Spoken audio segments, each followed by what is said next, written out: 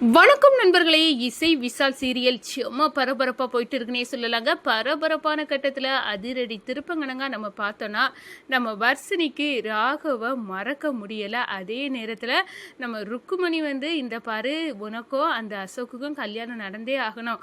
அந்த இசை மட்டும் எப்படி தன்னோட வாழ்க்கையை இப்போ விசால் கூட சேர்ந்து சந்தோஷமாக வாழ்கிறா, அதே மாதிரி நீ ராகவை மறந்து இந்த அசோக் கூட சேர்ந்து சந்தோஷமாக அந்த வீட்டு மருமகள் ஆகணும் அப்படின்னு அந்த இடத்துல திணிக்கிறாங்க நம்ம வர்ஷினிக்கிட்ட. வர்ஷினி ஒரு கட்டத்தில் பார்த்தோன்னா என்ன பண்ண அம்மாவும் புரிஞ்சுக்கிட்ட மாட்டாங்க. சுபத்ரா அத்தாவையும் அசோக் குமாருக்கு என்னை கல்யாணம் பண்ணி வைக்க பார்க்குறாங்க. நம்ம என்ன பண்ண, நான் ராகவ் கூட ஒரு வாழ்க்கை வாழ்ந்தே அதை மறக்க முடியாது. எப்படினாலும் அது அசோக் குமாருக்கு நான் அதை மறைச்சி துரோகம் பண்ணவும் முடியாது அப்படின்னு ஒரு முடிவில் இக்கட்டான நிலையில் கையில் விஷ பாட்டிலோட ஒரு கோயிலில் போய் என் வாழ்க்கையை நான் முடிச்சுக்கிட்டேன் கடவுளே அப்படின்னு அந்த விஷ பாட்டிலை குடிச்சு அப்படியே சுருண்டு விழுறாங்க. ஒரு கட்டத்தில் ஒட்டுமொத்த கூட்டமாக சேர்ந்து நம்ம வர்ஷினியை ஹாஸ்பிட்டலுக்கு அட்மிட் பண்ணுறாங்க. நம்ம ராகவை பார்த்து துடிச்சு போகிறாங்க. அப்போ தான் அம்மா, நான் வர்ஷினி கூட சேர்ந்து வாழ்ந்திருக்கேன், நீ அசோக்கு கல்யாணம் பண்ணி வைக்க முயற்சித்ததை இதை தாங்க முடியாமல் தான் இப்படி ஒரு முடிவை என் வர்ஷினி எடுத்துட்டா அப்படின்னு அந்த இடத்துல அழுறாங்க. நம்ம சுபத்ரா அப்படியே அரண்டு நிற்கிறாங்க. அதை பற்றி தான் இந்த வீடியோக்குள்ளே பார்க்க போகிறோம். அதுக்கு முன்னாடி சேனலுக்கு லைக் அண்ட் சப்ஸ்கிரைப் பண்ணுங்கள் ஃப்ரெண்ட்ஸ். பக்கத்தில் இருக்க பெல் ஐக்கானையும் கிளிக் பண்ணுங்கள். அப்போ தான் நான் போடுற ஒவ்வொரு வீடியோவும் நோட்டிஃபிகேஷனாக உங்களுக்கு கிடைக்கும். வாங்க ஃப்ரெண்ட்ஸ் வீடியோக்குள்ளே போகலாம். ஃபஸ்ட்டு எடுத்த உடனே பார்த்தோன்னா ஒரு செம்ம அதிரடியான பரபரப்பு கட்டம் சொல்லலாங்க. பரபரப்பான கட்டத்தில் நம்ம பார்க்க இருக்க நேரம் தான் அசோக் குமார் வந்தாச்சு. நான் வர்ஷினியை அசோக் குமாருக்கு கல்யாணம் பண்ணி வைக்கணும் அப்படின்னு நம்ம சுபத்ராவுக்கு ஒரு திட்டத்தை போட்டு நம்ம வர்ஷினிக்கிட்ட சொல்லிடுறாங்க. இந்த கல்யாணம் வேண்டாமா, எனக்கு அசோக்கை பிடிக்கவே இல்லை அப்படின்னு நம்ம ருக்குமணிக்கிட்ட போய் வர்ஷினி அழுறாங்க. என்னடி மனசில் நினச்சிக்கிட்ட அக்கா, அந்த இசையை பார்த்தியா, அந்த விசாலை எப்படி கல்யாணம் பண்ணிக்கிட்டு இப்போ விசாலும் கொஞ்ச நாள் அந்த இசை கூட கோவமாக இருக்கிறது மாதிரி இருந்தா, இப்போ அந்த இசை கூட சேர்ந்து ஒரு வாழ்க்கையை வாழலை, அதே மாதிரி உனக்கு வாழ்ந்தா என்னடி, ஏன் இப்படி இருக்க, நீ என்ன பண்ணுவியோ ஏது பண்ணி இந்த கல்யாணத்தை எனக்கு பிடிக்கல அசோக்குமாரா அப்படின்னு எல்லாம் சொல்லி சுபத்ராட்ட சொல்லி இந்த கல்யாணத்தை நிப்பாட்டிடாத, நீ அந்த வீட்டு மருமகள் ஆகணும், இது என்னோட ஆசை, கண்டிப்பாக நீ இந்த கூறுக்கு எடுத்துடாத அப்படின்னு நம்ம ருக்குமணி வர்ஷினிக்கிட்ட சொல்கிறாங்க.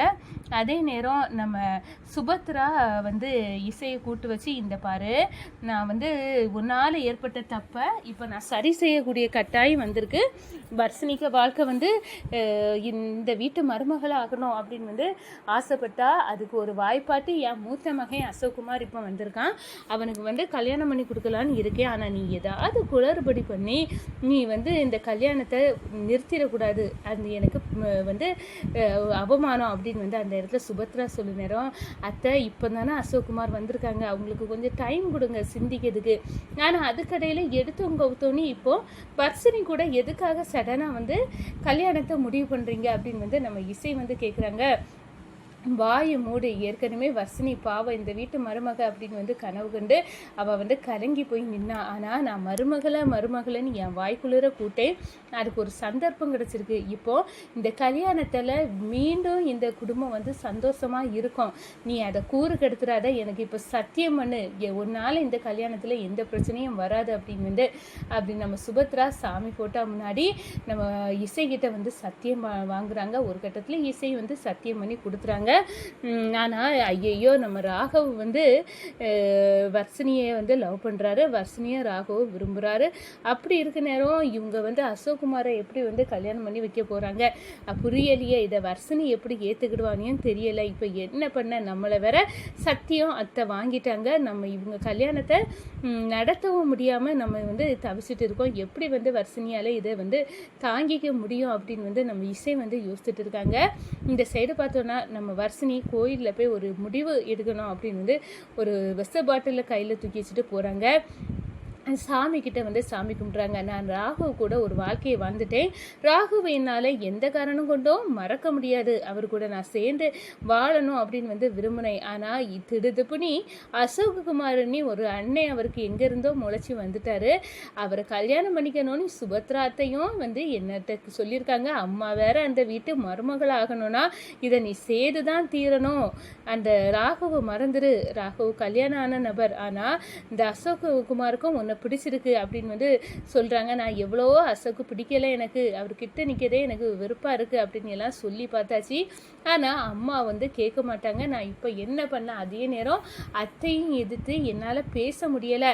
நான் வந்து இவர் அசோக்குமாரை கல்யாணம் பண்ணிக்க மாட்டேன், நான் வந்து ராகவை தான் கல்யாணம் பண்ணிக்க போகிறேன் அப்படின்னு எல்லாம் நான் எப்படி சொல்லுவேன், எனக்கு ஒன்றுமே புரியலை கடவுளே அப்படின்னு வந்து அந்த இடத்துல வர்ஷினி நான் என் வாழ்க்கையை முடிச்சுக்கிட போகிறேன் அப்படின்னு வந்து ஒரு விஷ பாட்டில் தூக்கி வச்சு கடை குடிச்சு கோயிலில் அதே இடத்துல மயங்கி வாயில் நுர தள்ளி விழுறாங்க. ஒரு கட்டத்தில் கோயிலுக்கு வந்த நபர்கள் தூக்கி ஹாஸ்பிட்டலில் செய்கிறாங்க. நம்ம ருக்மணி குடும்பம் சுபத்ரா குடும்பத்துக்கு தகவல் தெரியுது. நம்ம ராகவ் துடிச்சு போகிறாங்க. வர்ஷினி இப்படி ஒரு முடிவெடுக்கிறதுக்கு நான் தான் காரணம், அன்னைக்கு நாங்கள் ரெண்டு பேரும் அவ்வளோ நெருக்கமாக இருந்தது தான் இப்படி ஒரு முடிவுக்கு காரணம். இப்போ அசோக்குமாரை கல்யாணம் பண்ணிக்கணும்னு அத்தை வந்து சொல்லியிருக்காங்க. நம்ம அதே நேரம் நம்ம அம்மாவும் வந்து வர்ஷினி கிட்ட சொல்ல நேரம் அதை தாங்கிக்க முடியாமல் தான் வந்து இப்படி ஒரு முடிவை எடுத்திருக்கா என் வர்ஷினி அப்படின்னு வந்து அந்த இடத்துல வந்து அழுறாங்க. நம்ம சுபத்ரா கிட்ட வந்து டாக்டர் வந்து சொல்கிறாங்க இவங்க சீரியஸ் கண்டிஷனில் இருக்காங்க, உடம்புல எல்லா இடமும் பாய்சன் வந்து பரவி இருக்கு, விஷம் குடிச்சிருக்காங்க அப்படின்னு சொன்ன நேரம் இந்த வர்ஷினிக்கு அப்படி என்ன கவலை வந்து போச்சு, அவளுக்கு நம்ம அசோக்குமாரை கல்யாணம் பண்ணி நம்ம வீட்டு மருமகளை ஆக்கலாம் அப்படின்னு தானே நினைச்சோம், ஆனால் இவ இப்படி ஒரு முடிவெடுக்க என்ன காரணம் அப்படின்னு சொல்ல நேரம் அம்மா என்ன மன்னிச்சிருங்க அப்படின்னு வந்து ராக வந்து நம்ம சுபத்ரா கிட்ட வந்து சொல்கிறாங்க. நானும் வர்ஷினியை சேர்ந்து ஒரு வாழ்க்கையை வாழ்ந்தோமா, ஆனால் என்னை மறக்க முடியாது அப்படின்னு வந்து தெரிஞ்சுதான் வர்ஷினி இப்படி ஒரு முடிவு எடுத்திருக்கா. ஏன்னா நீங்கள் அசோக்குமார் அண்ணனுக்கு வந்து நம்ம வர்ஷினியை கல்யாணம் பண்ணி வைக்கலாம் அப்படின்னு வந்து முடிவு பண்ணுறீங்க, உங்கள்கிட்ட வந்து எப்படி அதை மறுத்து சொல்லணும்னு தெரியலை அவளுக்கு அப்படின்னு வந்து அந்த இடத்துல வந்து அப்படியே கலங்கி துடிக்கிறாங்கங்க நம்ம ராகவ். இதை பார்த்தோன்னா டே என்ன சொல்கிற, நான் உன் மேலே அவ்வளோ நம்பிக்கை வச்சுருந்தேன், நீ எப்படி வர்ஷினி கூட இப்படி ஒரு வாழ்க்கையை வாழ்ந்து தொலைச்சடா, பாவம் அவள் இப்போ வந்து கலங்கி உன்னை மறக்க முடியாமல் வந்து விஷம் குடிச்சிருக்கா அப்படின்னு வந்து அந்த இடத்துல வந்து துடிக்கிறாங்க. ஒரு கட்டத்தில் பார்த்தோன்னா டாக்டர் நம்ம வர்ஷினியை செக் பண்ணிவிட்டு இவங்க கர்ப்பமாக வேற இருக்காங்க அப்படின்னு வந்து அந்த இடத்துல ஒரு பெரிய இடியை நம்ம சுபத்ரா தலையில் உருட்டி தள்ள சுபத்ரா வாயை பழந்து நிற்கிறாங்க. என்ன இவங்க ரெண்டு பேரும் தப்பு பண்ணியிருக்காங்களா அப்படின்னு வந்து அந்த இடத்துல வந்து நினைக்கிறாங்க. நம்ம இசையும் இது எப்போ நடந்துச்சு அப்படின்னு வந்து கலங்கி நிற்க நேரம் ருக்மணி வந்து இதை பாருங்கள் என் பொண்ணு இப்போ கர்ப்பமாக இருக்காளாம், இவ கர்ப்பத்துக்கு வந்து காரணம் உங்கள் பையன் ராகவ் தான் அப்படின்னு வந்து அந்த இடத்துல வந்து நம்ம சுபத்ராவை வந்து போட்டு தாக்குறாங்க நம்ம ருக்குமணி. நம்ம சுபத்ராவுக்கு என்ன செய்ய, நம்ம என்ன தப்பு பண்ணணும், ஆனால் இப்படியெல்லாம் வந்து நம்ம குடும்பத்துக்கு மட்டும் வந்து விதி வந்து ஆட்டி படைக்கிறே அப்படின்னு வந்து செமையாக வந்து கடுப்பில் இருக்காங்க அப்படின்னே வந்து சொல்லலாங்க.